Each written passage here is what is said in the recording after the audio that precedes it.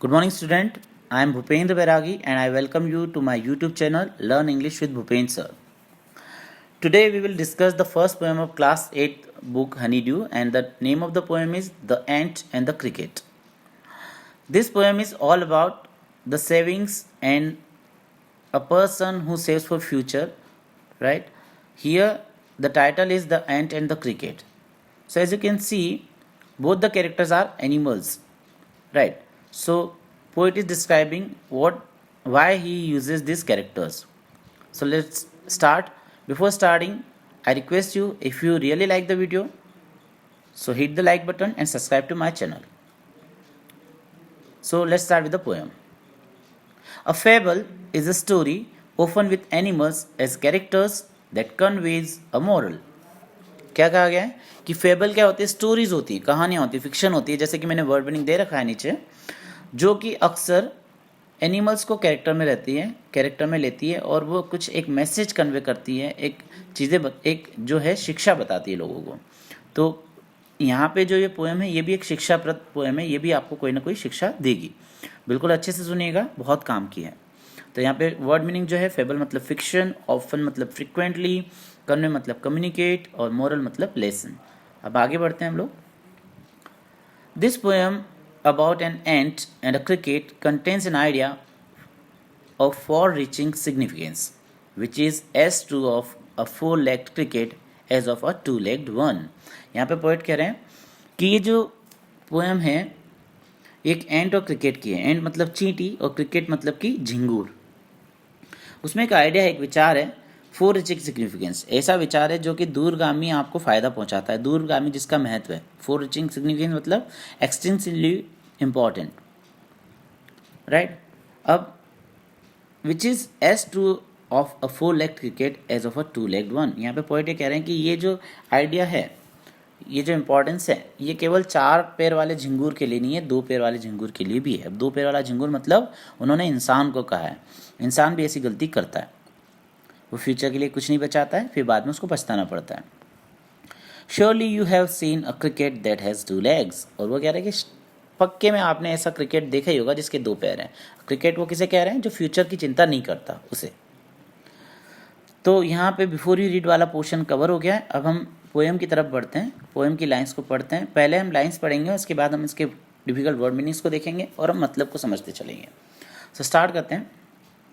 A silly young cricket accustomed to sing through the warm sunny month of gay summer and spring began to complain when he found that at home his cupboard was empty and winter was come.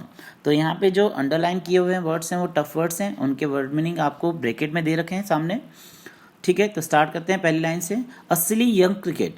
कैसा cricket है? सिली. सिली मतलब ना समझ, बेवकूफ़, मूर्ख. Young है, young मतलब युवा. युवा जो होते हैं वो जनरली फ्यूचर के बारे में नहीं सोचते ज़्यादा, आज में जीना पसंद करते हैं.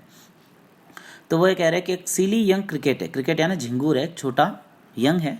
अकस्टम टू सिंग, जो बस गाने गाते रहता था, अपनी मस्ती में मस्त रहता था, उसे कोई परवाह नहीं किसी की. तो वो अकस्टम टू सिंग, जैसे हम खुश होते हैं तो गाने गुनगुनाते रहते हैं, वैसे ही.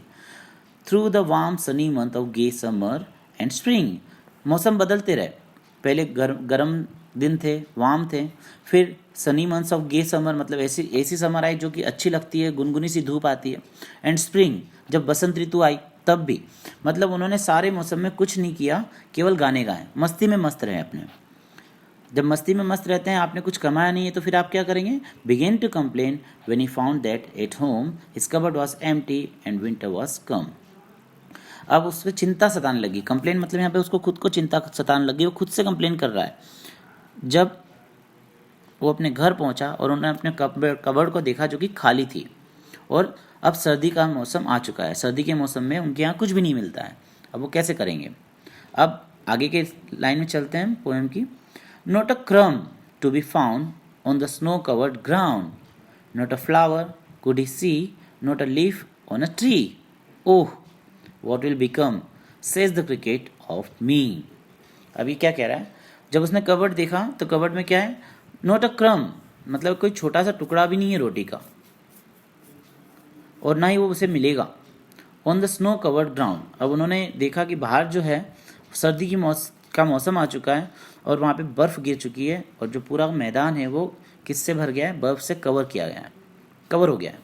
Not a flower could he see, और ना ही उसमें कोई वहाँ पे फूल दिखाई दे रहा है। जब बर्फ़ गिर जाती है तो फूल पत्तियाँ गिर जाती है पेड़ों की। Not a leaf on a tree, और जैसा कि कहा गया है कि पेड़ पर कोई पत्तियाँ भी नहीं बची है। ओह what will become says the cricket of मी, और ये कह रहे हैं कि देखो मेरा, मैं कैसा था, अब मैं क्या करूँगा, क्या होगा मेरा। What will become of me मतलब अब मेरा क्या होगा। तो पहले स्टेंजा में हमने देखा कि उन्होंने कुछ भी नहीं बचाया है, वो केवल गाने गाते रहे। दूसरे स्टेंजा में उनको चिंता हो गई, उन्होंने देखा कि कुछ भी नहीं मिल रहा है इधर उधर, अब मेरा क्या होगा। तीसरे स्टेंजा पे हम आते हैं।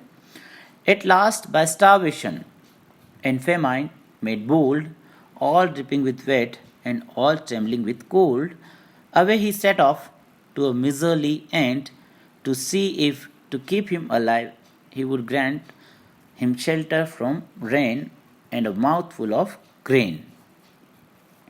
क्या कहा आखिरी में, जब उन्हें कुछ दिखाई नहीं दिया, कुछ भी नहीं मिल रहा है, तो उन्होंने क्या करा, उन्होंने कहा जब वो at last by starvation, starvation मतलब लेक ऑफ फूड, भूखमरी, एंड फेमाइन मतलब अकाल, मेड बोल्ड मतलब फियरलेस।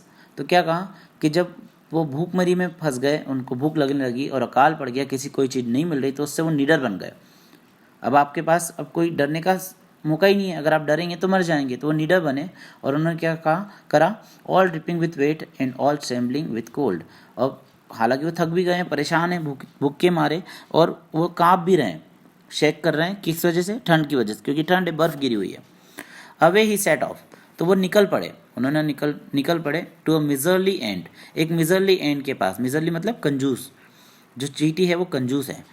और क्यों निकल पड़े, टू सी, ये देखने के लिए कि यदि, if two keep him alive, कि उसको ज़िंदा रखने के लिए, झिंगूर को ज़िंदा रखने के लिए, he would grant him shelter from rain, कि शायद जो चींटी है वो उन्हें रहने के लिए एक छत दे दे, एक छत के नीचे उन्हें ठहरा दे क्योंकि बारिश हो रही है। And a mouth full of grain, वो शायद कुछ मुट्ठी भर अनाज, थोड़ा सा निवाले जितना, उसको खाने के लिए कुछ दे दे ताकि वो ज़िंदा बच सके। तो यहाँ पे उन्होंने सोचा और वो पहुँच गए कहाँ पे, चींटी के पास। अब क्या होता है, he wished only to borrow, he would repay it tomorrow, if not he must die of starvation and sorrow. Says the ant to the cricket, I am your servant and friend, but we ants never borrow, we ants never lend. अब क्या कहा उन्होंने, वो पहुंच गए, पहुंचने के बाद उन्होंने इच्छा जताई अपनी कि मुझे उधार दे दीजिए थोड़ा। बोरो मतलब टेक ऑन लेन, लोन, उधार देना जिसको हम वापस चुकाते हैं। तो कहा कि आप मुझे थोड़ा उधार दे दीजिए। ही वुड रिपे इट टुमारो, उन्होंने ये भी कहा कि मैं उसको वापस चुका दूंगा बाद में जब समय आएगा। टुमारो का मतलब यहाँ कल नहीं है, जब भी वापस वो मौसम आएगा, बदलेगा, मैं वापस चुका दूंगा। If not he must die of starvation and sorrow, उन्होंने ये भी कहा कि अगर ऐसा नहीं हुआ तो मैं भूख से और दुख से मर जाऊंगा। स्टार्वेशन मतलब भूख और सोरो मतलब दुख। तब एंट ने उन्हें क्या जवाब दिया, says the ant to the cricket, I am your servant and friend, हाँ मैं आपकी सेवक भी हूँ और मैं आपकी फ्रेंड भी हूँ, लेकिन but we ants never borrow, we ants never lend, लेकिन हम ना तो उधार देते हैं ना उधार लेते हैं, ये एंट ने कहा। अब आगे क्या कहा एंट ने, but tell me dear cricket, did you lay nothing by when the weather was warm, quoth the cricket not I. क्या कहा उन्होंने, एंट ने कहा पर मुझे एक बात बताइए क्रिकेट, क्या आपके पास सचमुच आपने कुछ भी नहीं बचाया, सेव नथिंग, ले नथिंग बाय मतलब सेव नथिंग, आपने कुछ नहीं बचाया, जब ये मौसम जो था वो गर्म था तब आपने कुछ नहीं बचाया अपने लिए। तो क्रिकेट ने कहा नहीं मैंने नहीं बचाया। कॉथ का मतलब होता है सैड। अब क्रिकेट आगे क्या बता रहे हैं, my heart was so light that I sang day and night, मैं बहुत ही खुश था, मुझे कोई चिंता नहीं थी, इस वजह से मैं दिन रात गाने गाते रहता था। For all nature looked gay, you sang you sir you say, go then says the ant and dance the winter away.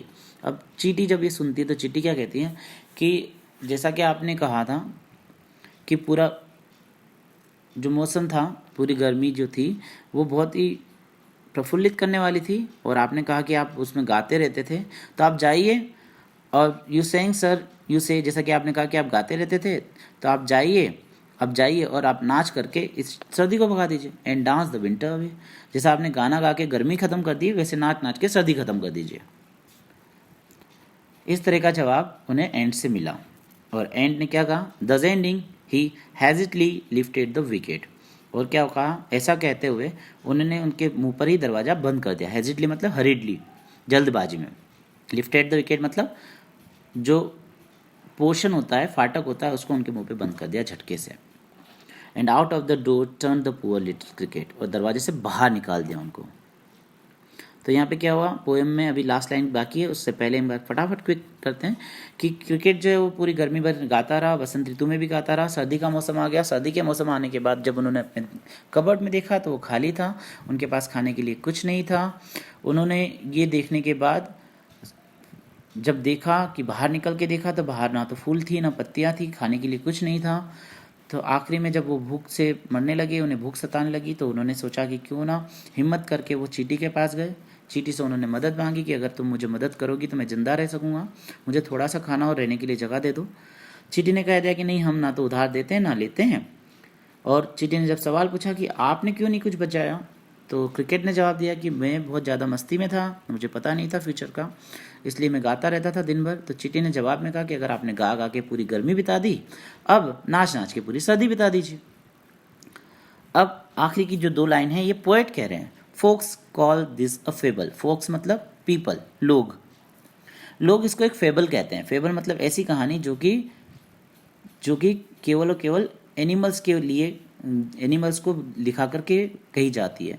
हमने कहा था कि ऐसी कहानी, ऐसी फिक्शन कि जो एनिमल्स को लेती है, ठीक है। I will warrant it true. और पोएट कह रहे हैं कि मैं आपको विश्वास दिला सकता हूँ ये सच है। क्या विश्वास दिला रहे हैं, some cricket have 4 legs and some have 2। कि कुछ जो क्रिकेट होते हैं, जैसे कि इस पोएम में है, उनके 4 पैर होते हैं, लेकिन कुछ के 2 भी होते हैं। ऐसा कह के पोएट ये कह रहे हैं कि ये जो पोएम है ये एंट और क्रिकेट की नहीं है, ये स्पेशली उन 2 तरह के लोगों की है। एक वो लोग जो कि फ्यूचर के लिए सेव करते हैं, फ्यूचर के बारे में सोचते हैं, फ्यूचर का सोच करके सारा काम करते हैं, और दूसरे वो लोग जो अभी प्रेजेंट में मस्ती में मस्त रहते हैं, फ्यूचर के बारे में नहीं सोचते हैं, उन जैसे लोग। तो एंट जो है वो हैं जो कि फ्यूचर के बारे में सोच के सारे काम करती हैं, और क्रिकेट जो है वो हैं जो कि फ्यूचर के बारे में